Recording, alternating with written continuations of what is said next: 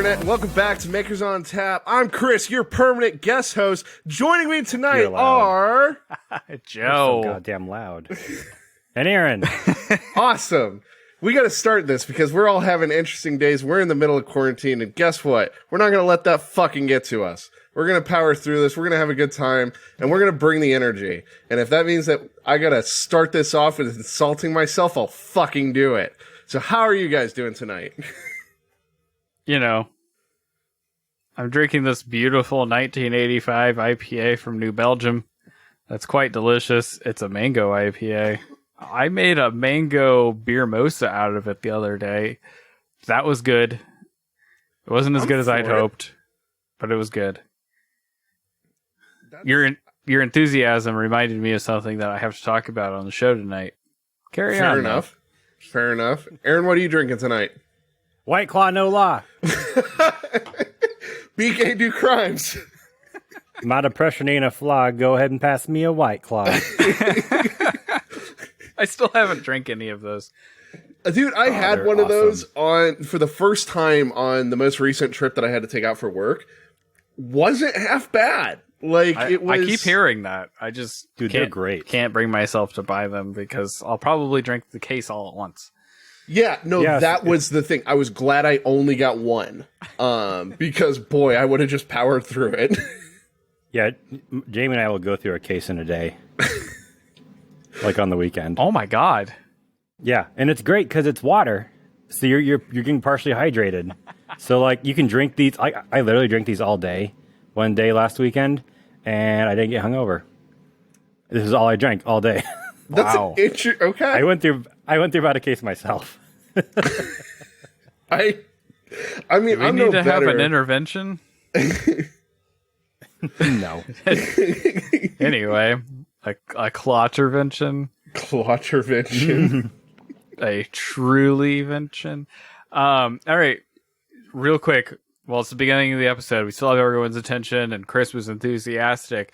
Virtual Midwest Maker Fest is a thing that's happening.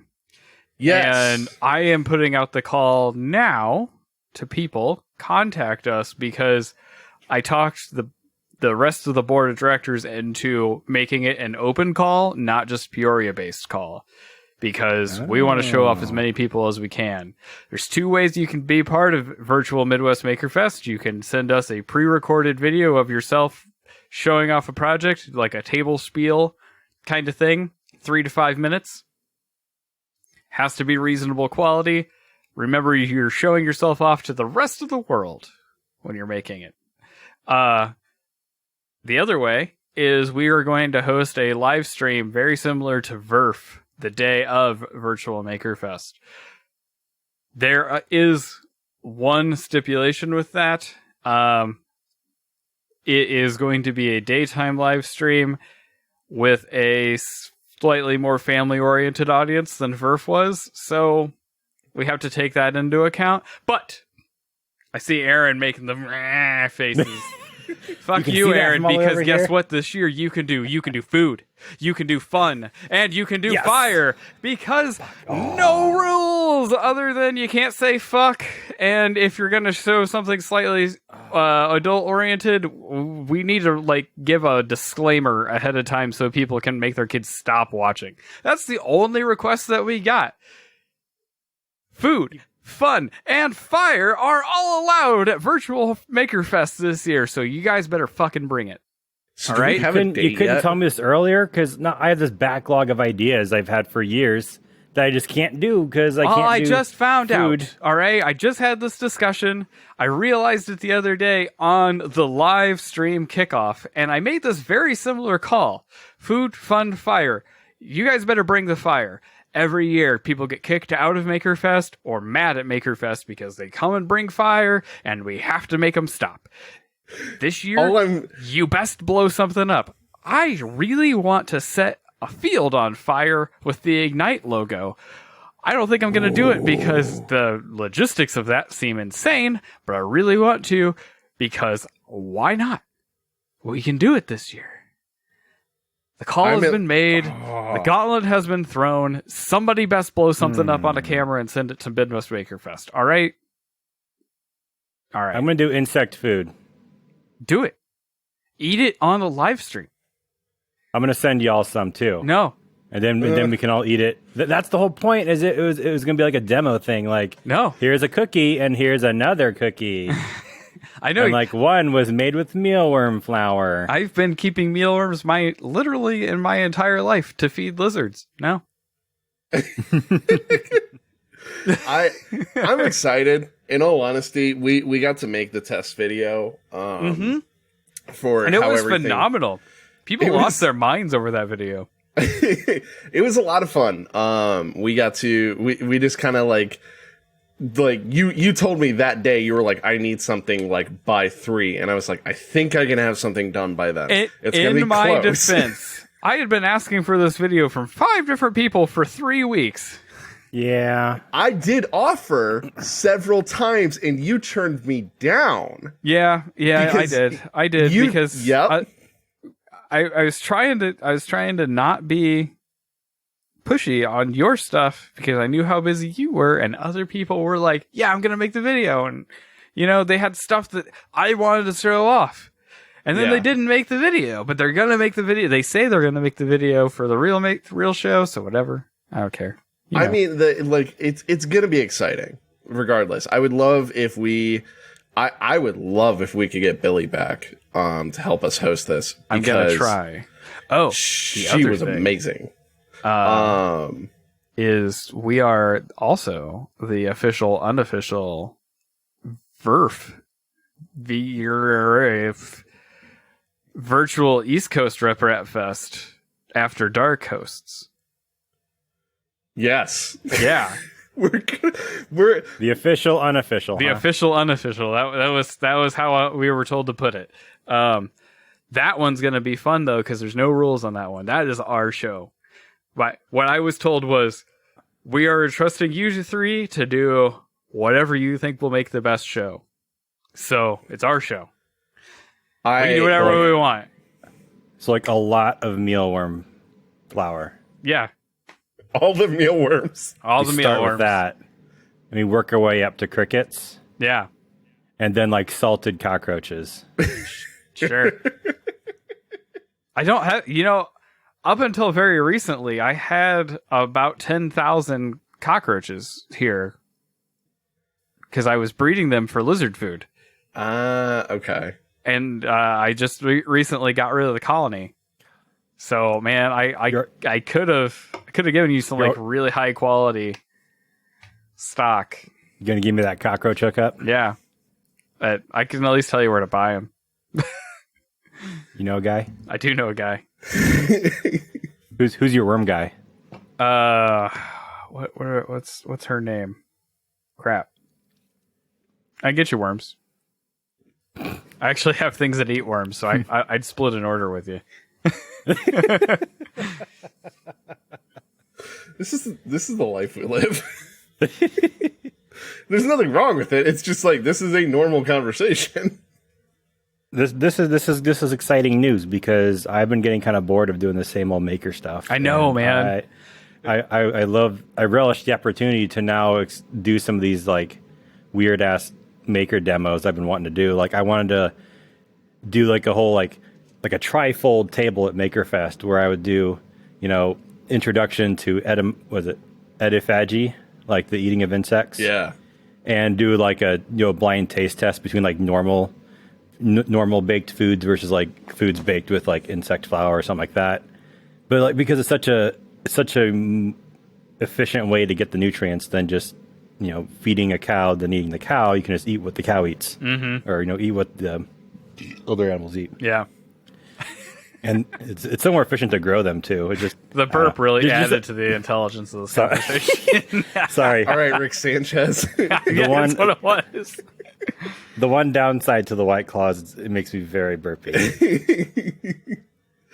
I'm excited. I would love to bring back the fire tube, and do like a cool unshielded display with that. I think that would be a lot of fun. And as far as I know, that's not too hard to do. Oh god, no, that's incredibly easy.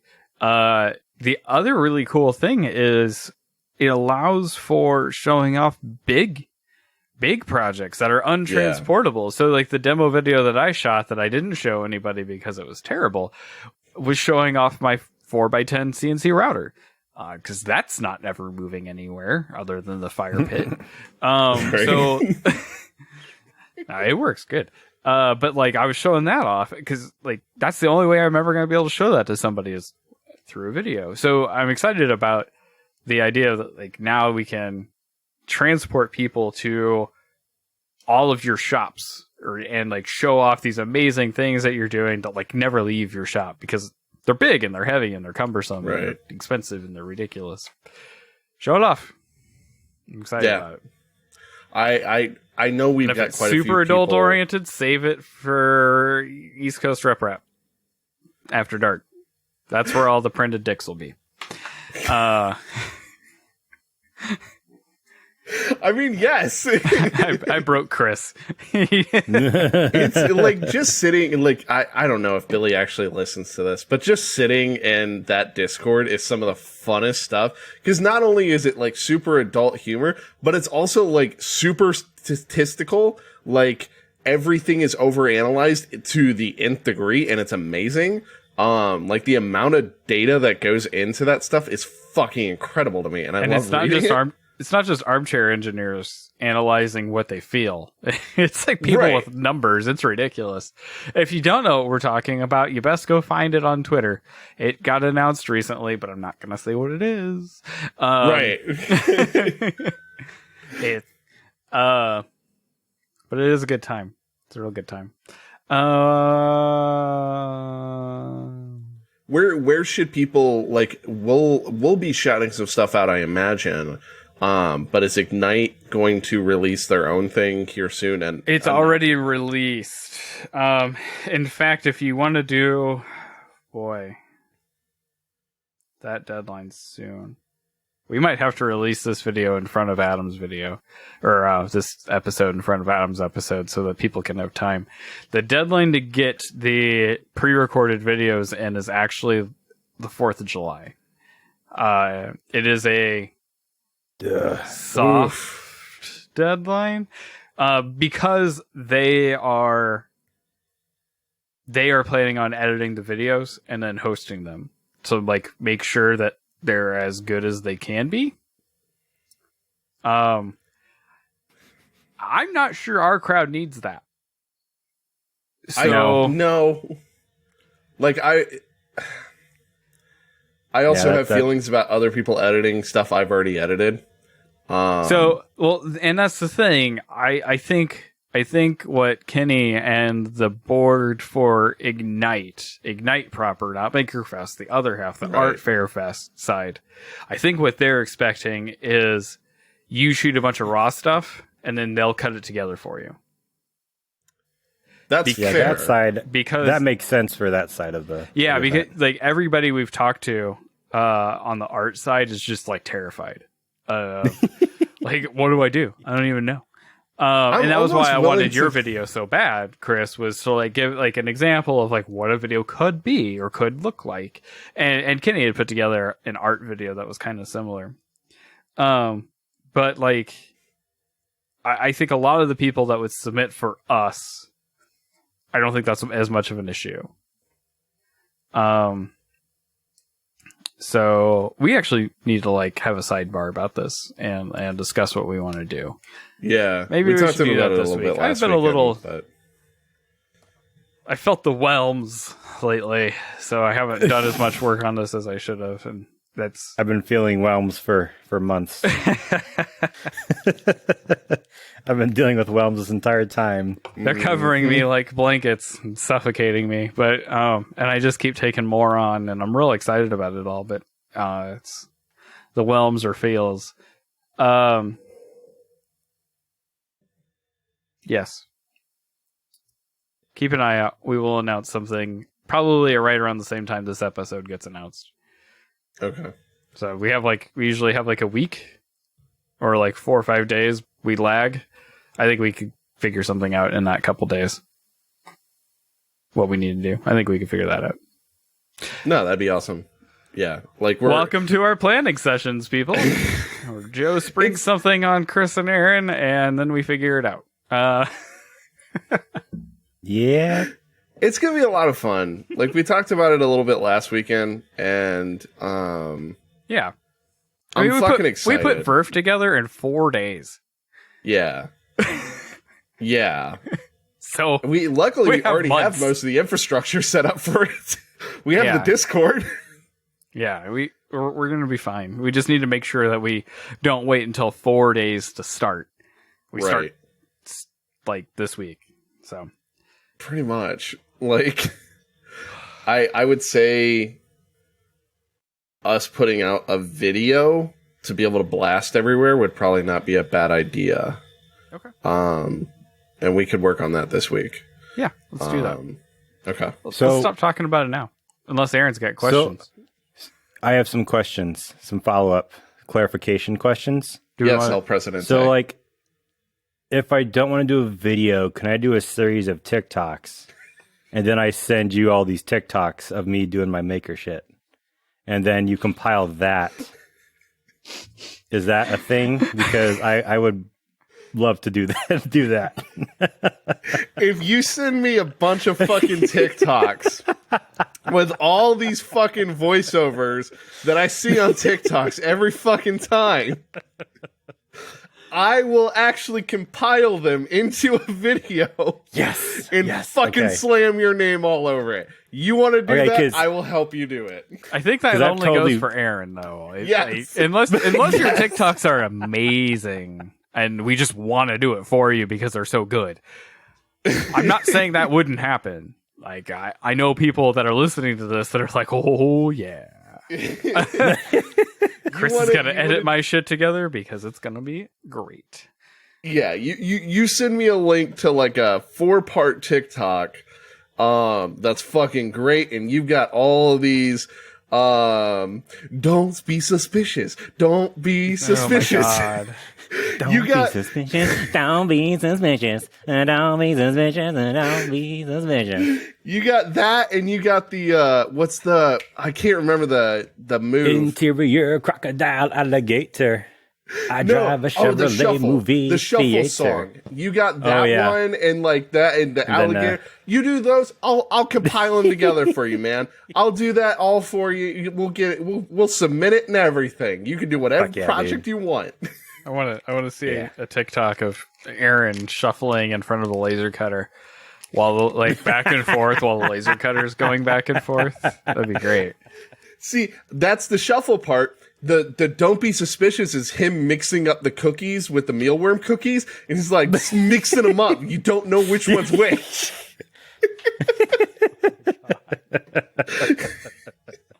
We're making this. Oh man. That was all the questions I had. What have you two been up to?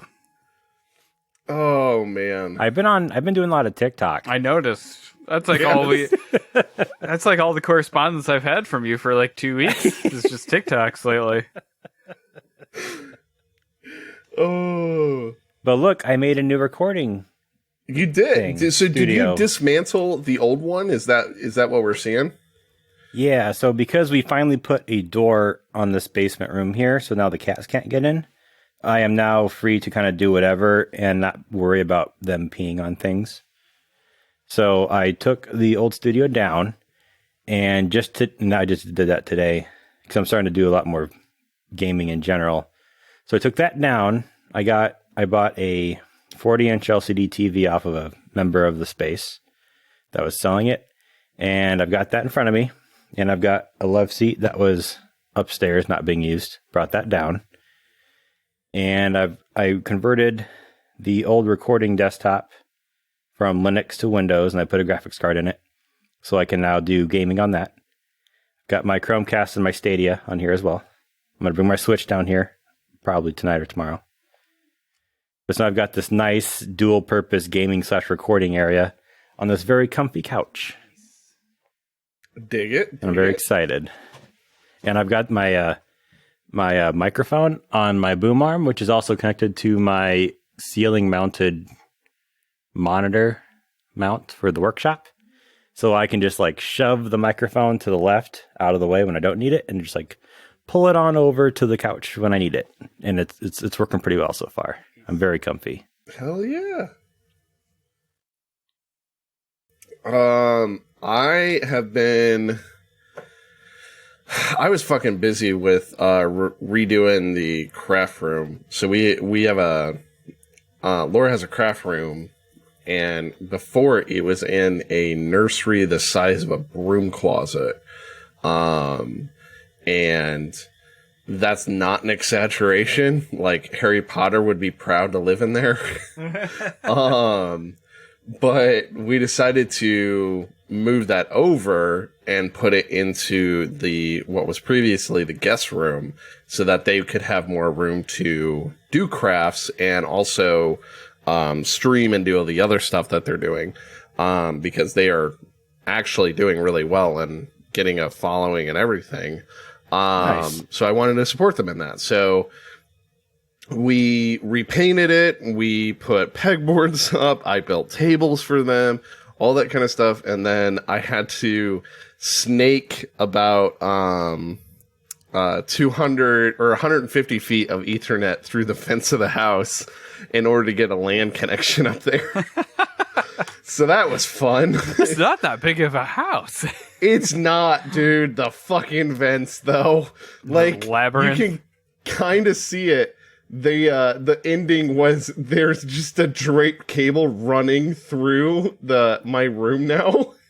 Nice. To where I just like put it on. I got those command strip hooks. Yeah. I was like, I'm not even fucking trying to hide it anymore. I just want to be fucking done. It's your house, man. Who cares? You're gonna change it in a month anyway. Most likely, dude. Like, the whole thing came down to, I was like, the thing that pisses me off the most is once we finally build the garage, this is all going to change again. Like, once we build the garage, like, that will be the end of everything in this house. Cause like, my office will go in there. The craft room will most likely take up a good spot in there. And then I'll have all my tooling in there as well. Like, so we'll see. But where do the cars go? Cars stay outside, except for Cybertruck. Cars have a weatherproof coating. I don't know if you know that, but yeah, it doesn't matter if they get wet. Yeah, only Cybertruck is allowed in the garage. That will be the only vehicle. I'm so excited for it too. I'm excited for you. I really hope I get it. Like, I hope things go well enough for me to actually be able to get one. Because as of it seems right now, like, yeah, I think I'd be fine getting one. But, like, the way everything is in the world right now, like, Who knows? Right? Yeah. I will see. I may be in a position in the next year or so to get a Cybertruck. Oh? I'm excited. Yeah. Hell yeah, man. We just paid off all of my wife's student loans. So that's super exciting. Nice. And yeah, I mean, yeah, the goal is to get pretty much all of our debt minus the mortgage paid off like this year. And I'm just starting a new job in a week. So that's exciting. Yeah. It's a good, hell yeah. It's a good like 20% bump for me. That's the real reason you put that couch down there, right? That's where you're going to work from now, isn't it? Yes. I just need to get the fridge back in here and I'll never have to leave. Yeah, so I may be in the position to I really want an electric car, and specifically like a truck. I've been wanting a truck for a long time, but I can never justify the cost, but yeah, I could probably justify the cost of like the cheapest Cybertruck. I mean, the cheapest one was only like, I want to say it was 35 to 40. Yeah. Like, it was pretty affordable. Which isn't terrible, yeah. Like, they were very much trying to make it with the intention of people of all different walks of life would be able to get it. I'm just being super extra and getting the most expensive one, mainly because I want the mileage. But even like our friend Ryan was like, there's been a couple times that updates have come out and it's improved his mileage. Like, he literally had a firmware update hit his car. I think he had a Model S, He had a firmware update hit, and he was like, "Yeah, it's got like 5 more miles out of it." It's like, what the fuck? Yeah, but it works the opposite too sometimes, where you get a firmware update and then you lose 10% of your battery. So, it's just like firmware on your phone, man. Yeah. Firmware's a bitch. The release that came out either this week or last week that was like, and not that I'm trusting a whole lot of things that Elon says, even like, man, I really used to look up to Elon. But apparently he pushed out a release from the battery side saying the batteries are now lasting longer than 15 years, in good conditions, but they are fully cycling longer than 15 years. So that's fucking dope. Yeah. But I had a thing to say and I completely forgot. Oh, yeah, it's not really firmware if you can constantly update it, right? That makes it more software. yes. Firmware's from a time when you flash at the factory and then you rarely ever touch it again. I guess that, like, Yeah. is it firmware or is it OS then? I mean, I'm assuming it's mostly I think it's OS. the Linux subsystem stuff that they're updating. Yeah. I don't know. I think that's a Ryan question. Yeah. Ryan, if you're listening, please message us and tell us. He'll hear this in like a month and a half. Yeah. While he's letting his self-driving car drive and not naming which one it is. Or sleeping at a supercharger. Right. Yeah. How about you, man? What have you been up to? I haven't stopped. Yeah. It's been like what, 2.5 weeks since we recorded, at least. Yeah. I haven't stopped since. So since the last time we talked, I put an Easy ABL Pro on the Daedalus and replaced the BL Touch with that, and it is now reliable and it is back to being a tool. It homes faster, it meshes faster, and the mesh is more reliable. So that's exciting. That's super exciting. And I also crashed it in a very similar way to what I crashed the BL Touch, and I didn't destroy that probe. So that was also exciting. I had a print detach partially, and then like things just went all to shit and broke a bunch of stuff. But it didn't break the probe. I was able to fix that, and yeah, things went good after that. How more reliable, or I guess how do you see any difference in accuracy? I don't have to baby step anymore. Well, I guess I am still baby stepping, but I'm baby stepping consistently. Because two things were with that. One, we were running an older version of Duet 3, and I updated to Duet 3.11, and Z offsets got much more stable. I did that at the same time, so I'm not sure if that was a Duet thing or if that was a Easy ABL thing. But I am baby stepping consistently, just in an effort to not destroy the PEI again. So I have the offset set high, and then I baby step it in until I feel like I'm trusting it. And okay. I don't know, I've printed like 3 or 4 things almost every day. And I did 2 48-hour prints with it, and things have gone well. So I think I'm ready to like dial it in and call it good. Nice. Damn. Yeah, because I haven't had a single failure with my BL Touch yet. So I'm wondering if that was like a firmware or a wiring issue with yours. Well, I had it with 2 BL Touches. What's the thing? It could be a wiring thing on the Daedalus itself. It could have been. Because like I've had zero failures yet. Yeah, it could have been a bad. Well, I didn't have the pin drops with the second BL Touch that used the same wiring. So I think it was a bad BL Touch on the first one, and then the second BL Touch crash, that was print related. I had a big ABS print that warped up and hit it. So yeah, that was print related. What else have I done? Do you find any accuracy differences? Just that I was having to change baby stepping a lot with the BL Touch. Like within 0.2 millimeters. I feel like I had it to would do that float. a lot on the T-Rex as well. So with the Easy ABL, I've been baby stepping it 0.4 millimeters down just because I have the Z offset set high, and I set that every time, and it's good. So Interesting. and that's after a really bad crash. Like I ripped the probe out of the mount. So actually that wasn't print related. The bolt that held the probe mount on fell off. It just vibrated loose. I didn't have it didn't Loctite it, and I don't think I tightened it enough. That was a stupid mistake.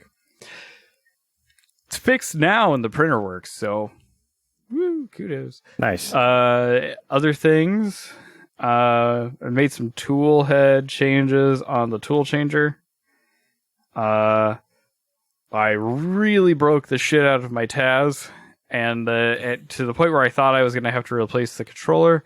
Turns out the controller is much more voltage tolerant than the Mini controller, the Rambo Mini. So it's back up and running again.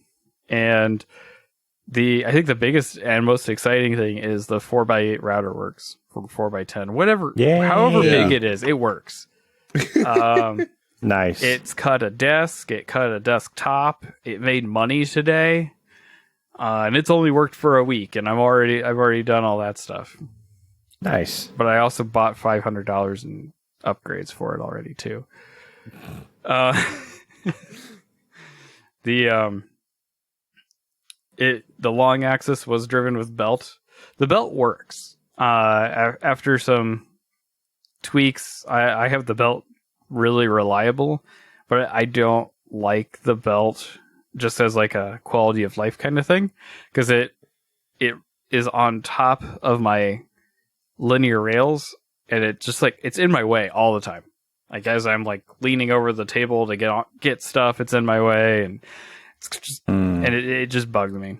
So I bought rack and pinion upgrades from avidcnc.com and requested my normal request of drawing cats on the box, and boy did they not disappoint. They made cat stickers and stuck them all over my boxes and drew cats. They hand drew the cats, and then what I think they did was they hand drew the cats and then took pictures of them and then used the label maker to make stickers and then stuck them all over it was amazing. Extra effort on their part, just wonderful. So that update will be done pretty soon. Really what it was is the reason I didn't do the rack and pinion in the first place was I was never confident that this thing was going to work. And I had almost all of the parts to build it except for the rack and pinion. That was like an extra cost that I wasn't willing to commit until I saw it finished and working. And the first thing I cut on it, I cut at 100 inches per minute, which was as fast as I ever used to push my other machine, and it just worked. It like just plowed through everything, and it's so much better than I ever thought it would be, that the addition of the rack and pinion is going to make it just like real good and a really amazing tool. So I'm pretty thrilled with it. What kind of modifications do you need to make the rack and pinion work? It's so minimal. Basically, I need to add something to mount the rack to. So what I'm actually doing is, initially I had planned to just use some angle iron and bolt it to the side of the machine. The cool thing about rack is it doesn't need to be accurate, because the tensioning system for the pinion is spring compliant.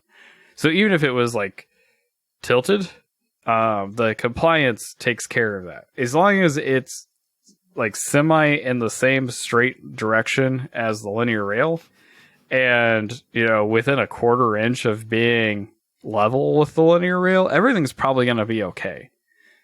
Nice. So what I'm doing is I had 12-foot tube steel that I had bought to build the print NC with, and now I'm not going to build the print NC because I'm using those 2 sections of 12-foot tube steel to actually lift the entire gantry up 2 inches, because I didn't have as much Z height as I thought I was going to after I had all the spoil board and everything in place.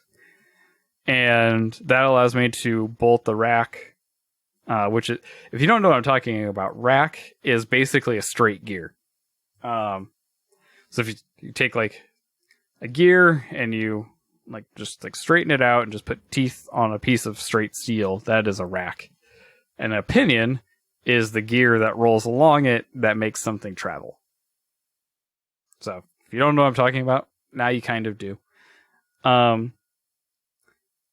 So I'm going to bolt the rack to the side of that steel, and actually, you guys can imagine it. I printed these little C-section things that have the position of the rack on them, and they just clip onto the side of the steel, and they hold the rack in place so that I can use transfer punches to punch holes in the tube steel and get everything in line.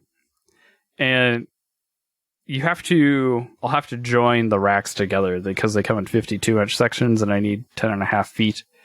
But what you do to join them is you just take a small piece of it and you mesh the teeth together. Oh. And then that gets everything lined up, and then I'll transfer punch the next section. And I even printed little tiny C's that have holes in them where I want the holes for the rack. So I can put those on the rack and center punch those holes, and then put those on the drill press and drill all the holes in the rack, and then clamp the rack to it with the other 3D printed pieces, and then center punch the steel, drill and tap the steel, bolt the rack on, and then the whole gantry of the router gets lifted up 2 inches. I'll slide those guys in, and then to mount the pinion carriages, those are super easy to mount too. They need one pivot point on whatever they're driving, so that you need one hole that you can tap a 3/8 inch bolt into. And then they need another thing to hook the spring tensioner to. So in the other things that I've mounted these to, I just drilled and tapped a 1024 hole and put a screw eye in it, and then hooked the spring tensioner to that. So what I'm doing for those is there are 2 bolt holes in the carriages of the long axis of my router that right now use idler bearings for the belts. Those are now going to be the bolt holes to hold a spacer block. So I need to make 2 spacer blocks that are 44 millimeters wide and have 2 5/16 holes and a 3/8 hole in them. It's really minimal stuff. And Nice. Bolt those on, bolt the racks on, and put my motors on and set the step scale. Yeah. It's a lot. It sounds like a lot of work, but it's not compared to building the machine and all the work that went into building the machine. It's a long afternoon. Yeah, it sounds like it's very doable with even just hand tools. Yeah. Or, not needing a CNC or to be very precise. Yeah. So which is nice. The 3D printed jigs I made will give me all the accuracy I need, and then the rest of it's a hand drill. Well, that's partially because you built this with the intention of eventually doing this. All of the mounts were kind of thought of with that in mind as well. Kind of. I had designed adapters for it to eventually go to rack and pinion. But I actually, what I initially designed was completely different than what I'm doing. It was way more complicated, and would have required a CNC machine. And then, when I thought about the tube steel and lifting it up, I was like, oh, this got so much easier. and like, basically, like 20 minutes after I thought of that, I bought the rack. It's like, oh, that's all this. Okay, I'll just buy all this stuff. But like, yeah, the machine is so much better than I ever thought it was going to be. I had always thought of it as a compromisey machine to make it so I could cut full sheets of plywood, but then I would have to build a more accurate machine later. And I don't think I have to build that more accurate machine, which is why I'm sacrificing the print CNC parts. So, yeah. Ooh, speaking of the print NC. Or print NC, yeah. Yeah. I managed to make about $800 off of my vintage video game collection. Nice. So I'm going to put that all towards the print NC router build. Just saying, I might have some linear rails for sale for a print NC router build. Because We'll see. I'm not going to use them now. But I may still use them. Who knows? I like building things. So,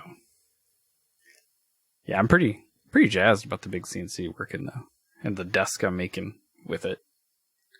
Yeah, the legs turned out pretty fucking great. Like, yeah, they actually look cool. Well, like, there's CNC finger joints in them, and they fit the first time. Yeah. And, like, they fit real tight. Like, real tight. And that was... The first time I cut with it, I dropped a whole bunch of steps, like, a lot of steps, like a 1/4 inch. And then I did some tuning, and then the second set I cut worked. So, like... I feel pretty good about that. Yeah.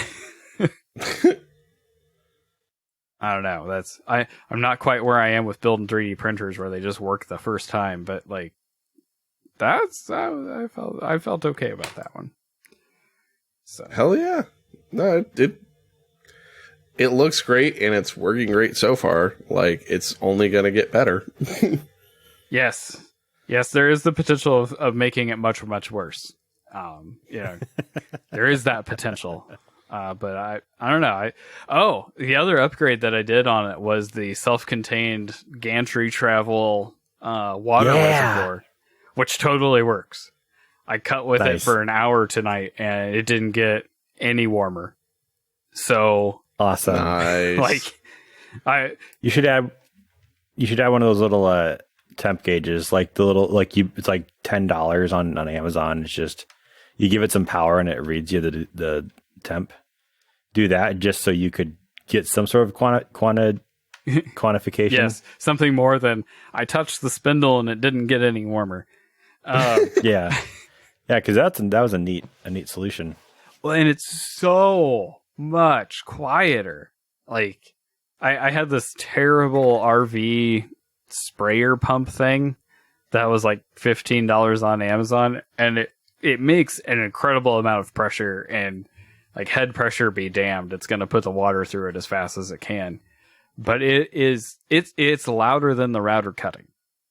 So when I put on hearing protection, it wasn't for the cutting, it wasn't for the spindle, it was the water pump was so loud. And the whole point of going through all the trouble of a water-cooled spindle is because they're super quiet. So so the new pump, the water rushing through the tubes is louder than the pump. So nice. Yeah, and then once the fans turn on from the power supplies, they drown out everything. So it's much, much better. And I eliminated 40 feet of tubing for my wire chains, which was also nice. Yeah, that like bucket solution. I remember we opened that up and it was just full of sawdust anyways. yeah, I was just pumping sludge through the router anyway. So hey, it's more thermal More thermal mass. Yeah. Or something. You used to be able to watch, like, the tubing was clear and you could just watch chips flow in and out of the spindle. That spindle is probably full of crap. I can't believe it still works. It's the things I've done to it. But it works, and it works good. So Can't fault it. yeah. That's what I've been up to. There's a whole bunch of cool stuff happening in the background that I can't talk about, and I'm real excited about. Yeah, there was some of the stuff that you were telling us about last time, and even when, well, not even telling us, you were just hinting to when we had our last guests on. You were like giving us like looks that were like things are going on in the background. You can just tell by the looks. Yeah. Yeah.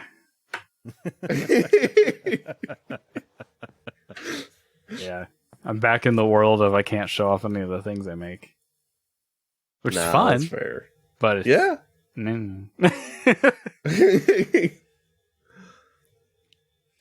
Joe's gonna give me crap about not being able to make good prints again. Oh man. But nah, do you guys have any I mean we're getting kind of actually close just naturally to our normal time. Do you guys have anything else that you want to bring up that you're excited about? Keep an eye out for Midwest Maker Fest, virtual Midwest Maker Fest.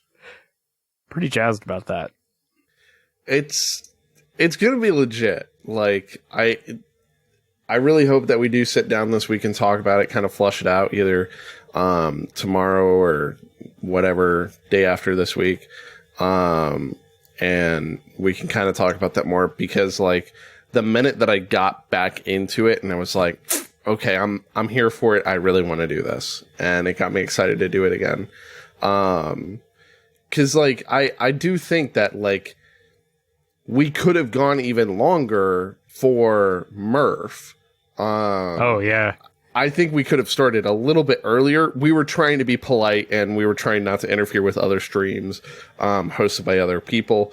But I think that if we had opened that up sooner, and been able to do that, I think that would have been great. Because there was like people towards the end that I was like, what the fuck are you talking about? That's fucking amazing. Yeah. I want to talk to you more. Yeah. And we still need to get in touch with some of those people, because like, boy, they were fucking awesome. And I would love to just like have an hour with them and just be able to talk to them about like their hobbies. There was the one prop maker who I was just like befuddled with. He was towards the end of the stream. He was like real late. Oh yeah. But he was like high-end prop maker. And I was like, that's fucking awesome. Like, but yeah, no, I would love to talk to people like that and all the people. And I know that the people that we're going to have for, Midwest Maker Fest and, Ignite are going to be awesome. And, everybody that we have for East Coast Maker Fest and everything like that, they're also going to be awesome. Like, that's going to be really exciting for myself, because you guys got to go last year, but I didn't. And so I'm going to get to meet some of that crowd, this year as well. And so I'm personally really excited for that as well. Yeah. Yeah. There's a lot of good stuff going on. So, yeah. All right. Well, Aaron, do you have anything else? Nope, I'm good. We were so excited at the beginning, and now we're like, we got it out of our system. You sitting there on your sex loafa. Yeah. It's awfully comfy. I got so much room here. Oh, man. All right. Well, guys, it's good to see you again. Yeah. Honestly. Like, it's been a couple weeks. Right? It has. All right. Well, it's been a couple months, let me tell you. Fucking right. With right, that. Guys. Keep making stuff. It's the end of the podcast. It's been a while. Right? See you next time.